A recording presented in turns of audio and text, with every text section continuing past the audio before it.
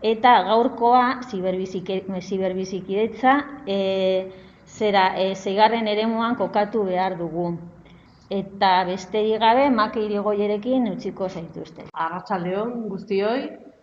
Ziberbizikidetza da denok dakigu gure egunerokoan lana, ardura, kezka, esku hartze egin behar egitera eraman gaituen gai bat. Komentatu dugu pixka bat, eduk zer aipatzen duen honen inguruan, ziberbizikidetzaren inguruan.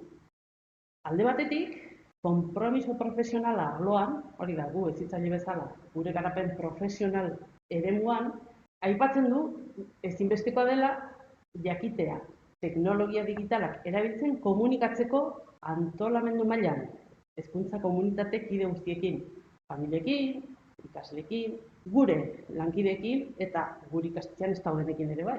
Eta gainera hori baino gehiago ere aipatzen du.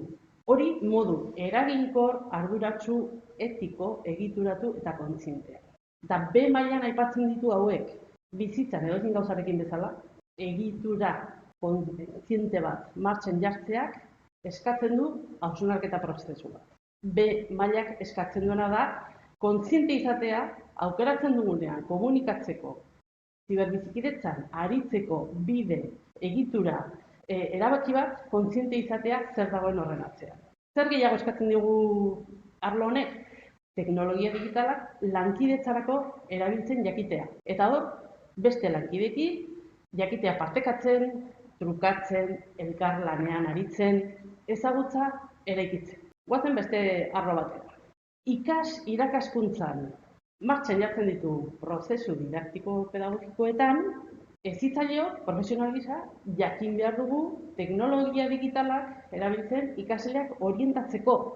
Eta hor, kapazitan behar dugu elkarrekintzak sortzeko beraiekin, harremanak eraikitzeko, laguntza emateko, ikasle bakoitzaren jarraipena egiteko. Baita ere, sustatzeko ikasleen arteko elkarlana.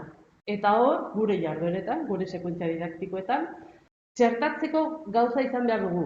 Eta baita ere, ingurune digitaletan trebatzeko ikasleak. Goazen, beste arlo batera. Azkena da ikasle garatu beharreko kompetentzia digitala.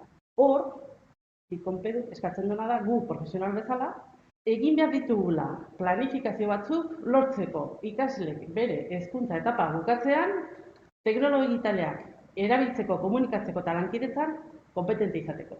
Hor, ikasleek jakin behar dute elkarren arteko interakzioa sortzen, gauzak partekatzen, gauzak trukatzen. Eta herritar bezala tokatuko diren egoera guzti erantzun egokia propos bat ematen. Hau dena ikusita, argi dago, ziberbizikidetza eta komunikazioa eta lankidetza garatzea profesional bezala bai dagoitu.